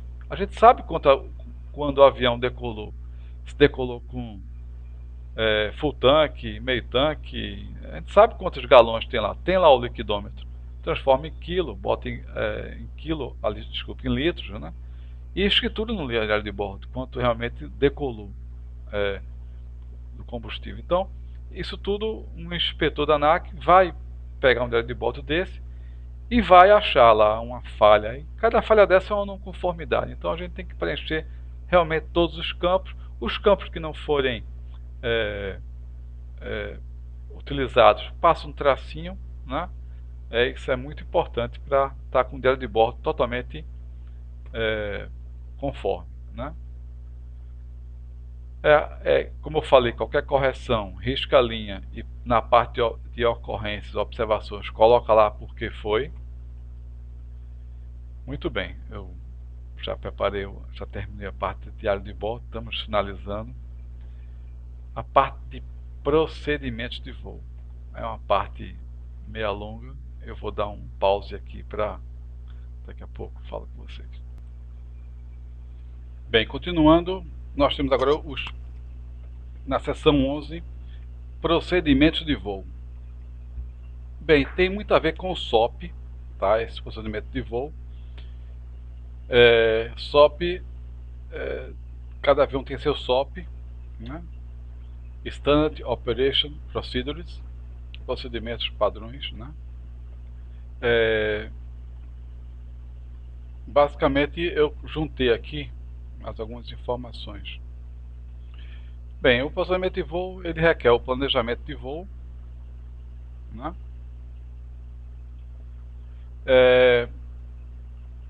Foi desenvolvido o Navicard lá para a Logoair. Navicard, o pessoal é como aquele Landcard, que reúne informações pontuais do voo, né? De para, também é o Take-off Data, Landing Data, com as informações que são coletadas no EFIS também, código de transponder, autonomia, frequências. Às vezes a gente vê assim, um piloto pega um código de transponder na cabeça, às vezes se esquece de pegar a frequência da torre. Então esse Navicard, ele tem as informações de acionamento, decolagem, pouso, corte. Então até facilita na hora de fazer o diário de bordo, e também escutar o EFIS do aeroporto antes, né, as condições que está. Se usa muito esse take-off data e o landing data, né? Então a gente juntou, fez um só formulário que a gente chamou de Navicard, né? Eu realmente preciso ver a questão aí da interação com os pilotos, se realmente vão querer usar esse Navicard. Eu acho interessante. Pode ser também alguma alteração nele, alguma informação que não tenha, ou informação que tenha demais. Mas é um formulário interessante, o Navicard. E tem tudo a ver com o voo, né? Tá aí, ele mostra, né, o local de para, alternativa, as coordenadas. Muitas vezes a gente vai ter que inserir lá a coordenada no GPS ou o código do aeroporto, né? Então essa informação já está aqui, a radial de saída, um cálculozinho rápido de distância, velocidade, tempo estimado de voo, consumo, quanto de combustível. E aqui está as horas, né? Acionamento, decolagem, pouso, corte, que já vai facilitar lá na hora de preencher o diário de bordo. Já está com as 4 informações aqui. As frequências, né, do tráfego, solo, torre, app, ACC. E as informações de, de decolagem, como qual o número da pista, elevação, level off, né? O vento, visibilidade, temperatura, QNH, tudo isso é informado no ATIS. Aí você coloca aqui qual o ATIS, qual a hora certa, que foi feito o ATIS, POB, peso, e aí vai, clearance, landing data. É um formulário que foi desenvolvido, a gente usou durante muito tempo, mas é bom a gente rever ele aqui. Novamente, na parte de voo, o cálculo da autonomia, que a gente já viu, os checklists, os briefings, as comunicações, os chamados, callouts, né? As obrigações dos tripulantes de voo durante as fases críticas de voo, tá é o RBAC 135C. A gente tem também a questão do cockpit estéreo, né, muito importante. A relação entre o comandante e o copiloto tem que ser um CR muito bem feito, né? E principalmente a cabine estéreo, né? Sem muita conversa, sem muita brincadeira, e para focar no voo. Vamos ver mais. Consciência situacional, risco de cefite, uso do oxigênio, mínimos meteorológicos, está previsto lá no RBAC também, zonas de mau tempo e trovoadas, procedimentos de desvio devido a condições meteorológicas. Então, se vai para um tal aeroporto no meio, não dá para ir, então tem todo um procedimento de mudança de desvio. Procedimentos para pouso em condições adversas, altitudes mínimas para voo VFR, requisito de visibilidade, e aí vai. É toda a parte de legislação na parte de voo. Vamos agora à parte de emergências, que eu já fiz uma introdução rápida lá na parte de coordenação de voo, mas agora eu vou entrar mais na parte de emergências. As operações de emergência estão previstas no RBAC 135.19. Caso ocorram situações de emergências que englobem a segurança da aeronave, de pessoas e ou propriedades, a Logoair e ou comandante da aeronave pode desviar-se das regras previstas no RBAC 135 na extensão que se fizer necessário. Uma notificação em operação de emergência está previsto também no RBAC. Vamos lá. Nós já vimos algumas coisas que ocorrência dentro da aeronave. Esse é o formulário de registro de incidentes médicos, né?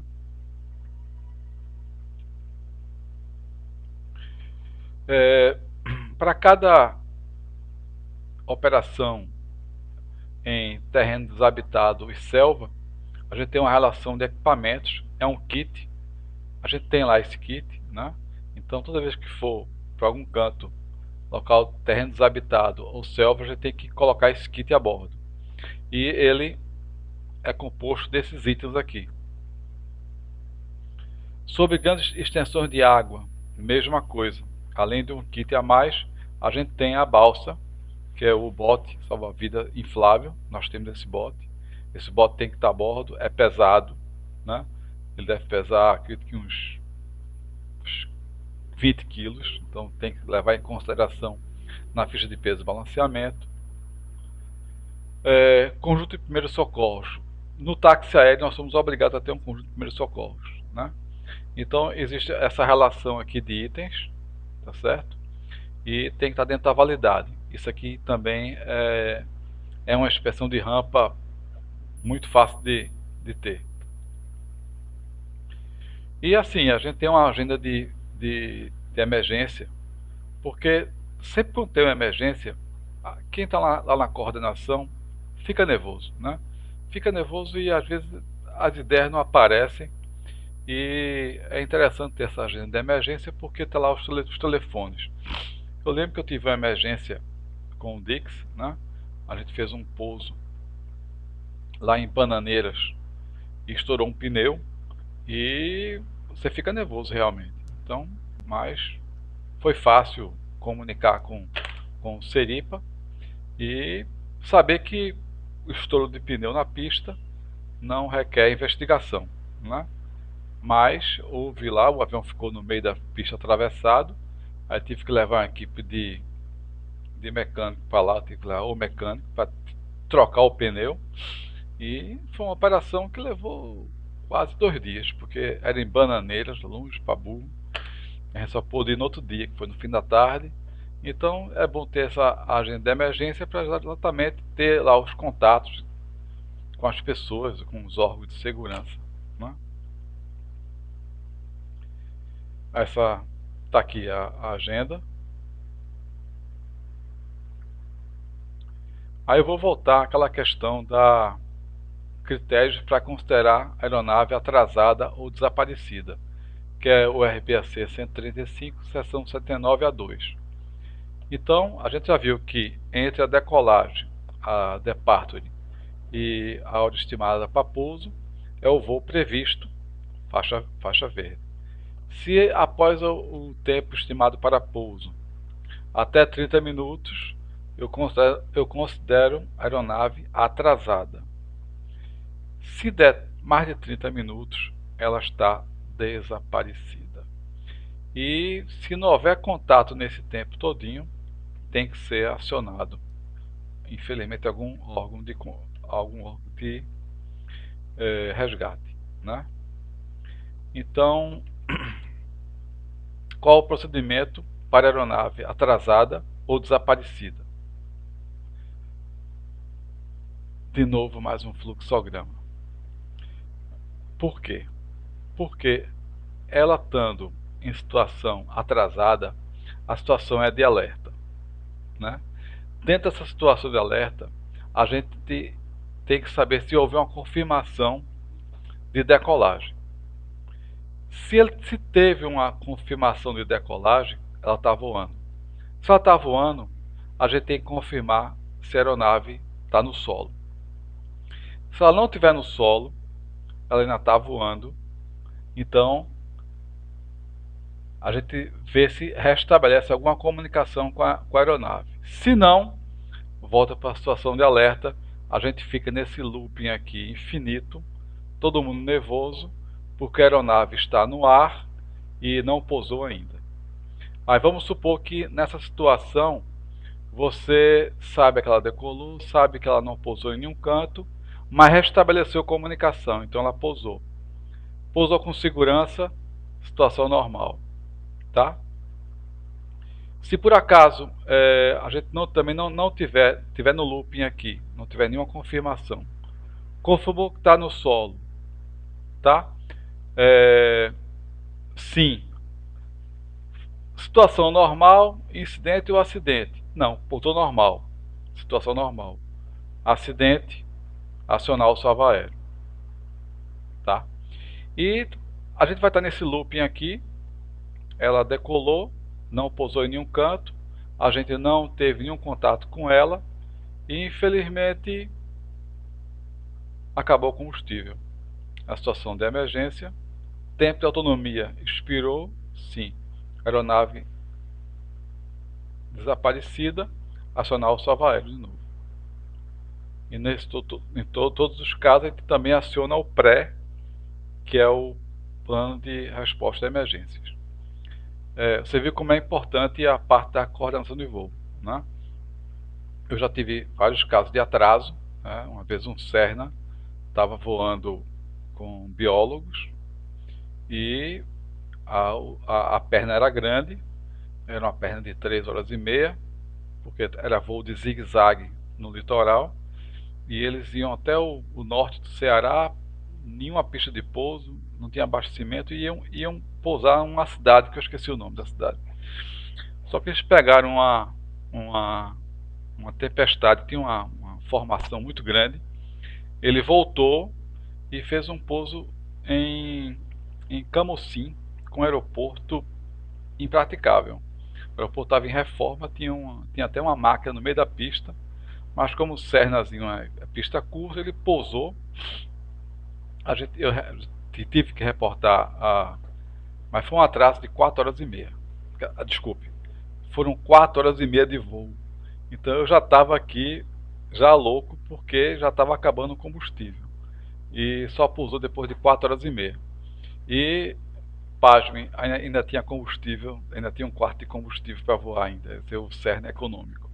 Mas é uma situação que desesperadora para o coordenador de voo, né?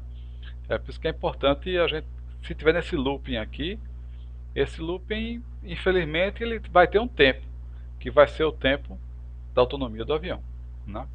E é importante ter esse acompanhamento porque emergências acontecem, a gente sabe disso, né? A gente está longe disso, mas acontece. E o coordenador vai ser a primeira pessoa que vai acionar o sistema de segurança, o sistema de salvo aéreo, informar aos demais diretores que a aeronave está desaparecida, né? É uma situação delicada, mas uma situação que, infelizmente, pode existir, né? Então tem toda a confirmação lá no MGO, seção 12, tem descrevendo tudo que tem que fazer, entrar em contato com as equipes de busca e salvamento, com o Salva Aéreo Recife, e está aqui todos os procedimentos, né? E a gente também tem um outro formulário que é interessante, que é exigido também no 135.80, que é uma lista de todos os equipamentos que estão a bordo da aeronave, né? Para quê? Para a equipe de socorro realmente saber que o Papa Romeo Delta India X-Ray, ele tem um kit de primeiros socorros, ele tem uma machadinha, ele tem um bote pneumático que está a bordo, né? A cor do bote é amarelo, o kit de sobrevivência na selva também tem, a cor predominante do avião é branca. Então todas essas informações vão ser repassadas para o setor de busca e salvamento. E está previsto no regulamento. A gente não está inventando formulário, né? A gente está exatamente mostrando que precisa ser feito. O sistema... Opa, acho que a imagem... Peraí, desculpem.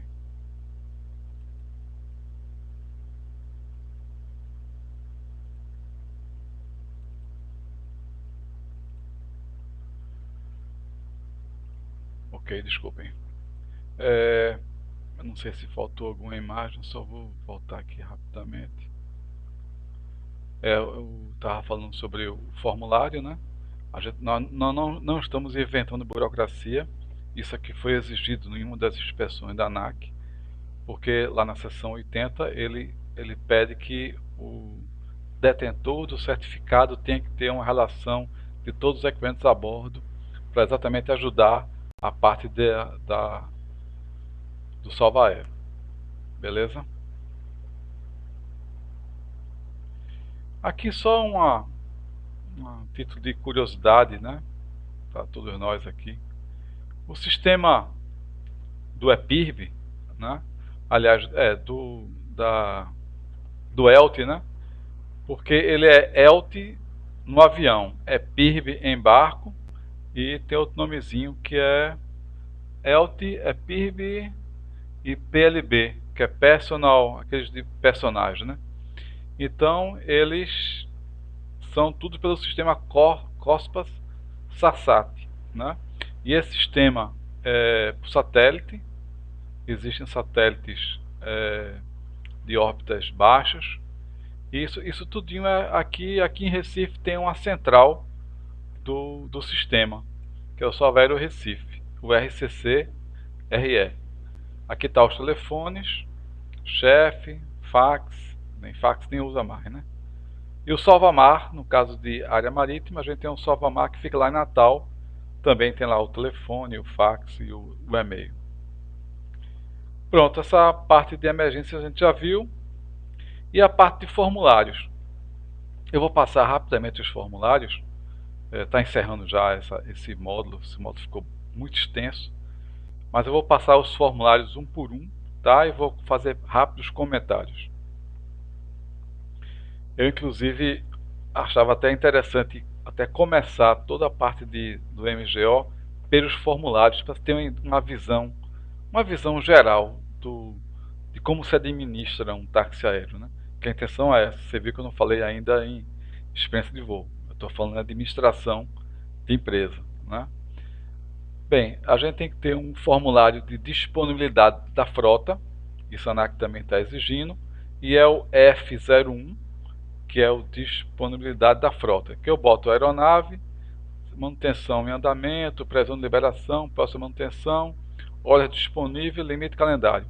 Eu vou colocar se ela está ok e quais são as próximas limitações dela.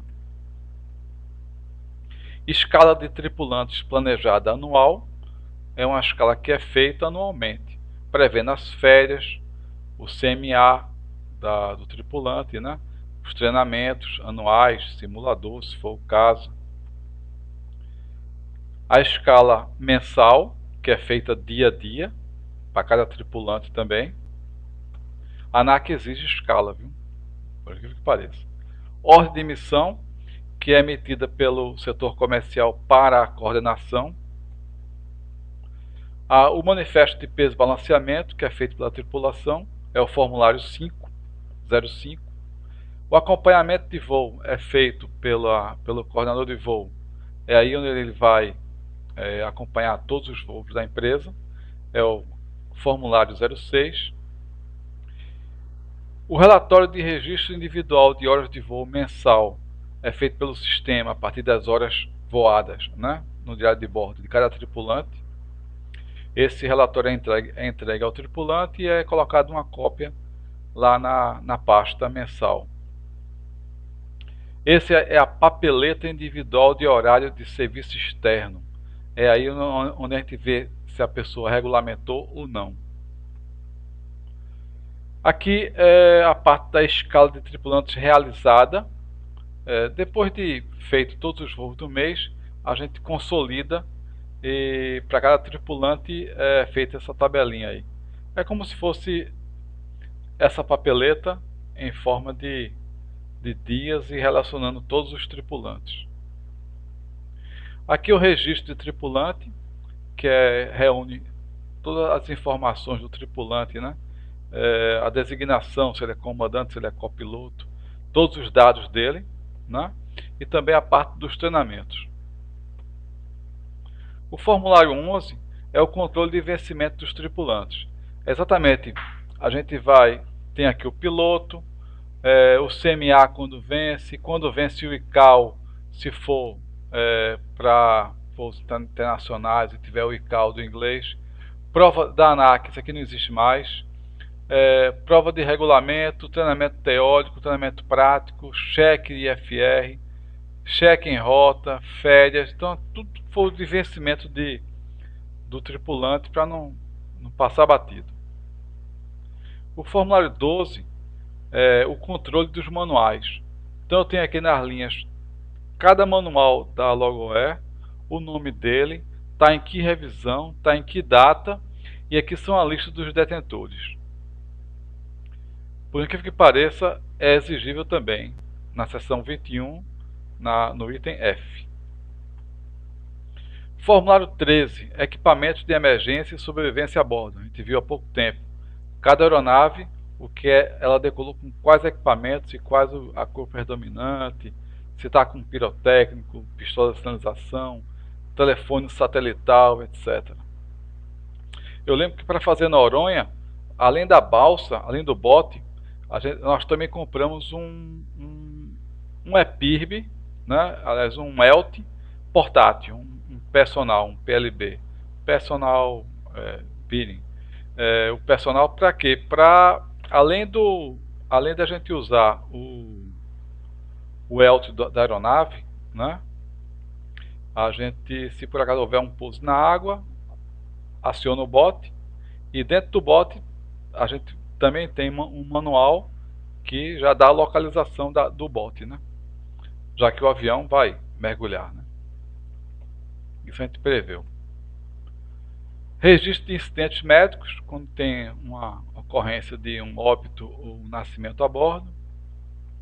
Agenda telefônica de emergência, é o formulário 15.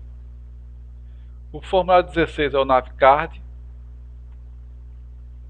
O 17 é o ACR, que é a Ação Corretiva Retardada. É quando você utiliza a MEL. Você utiliza a MEL, põe um diário bordo e lança esse formulário. É exigido na parte da MEL para 135. Você colocar aqui qual foi a discrepância, qual o item ATA e qual o prazo da MEL, para você ter o controle de até quando eu posso voar sobre o benefício da MEL.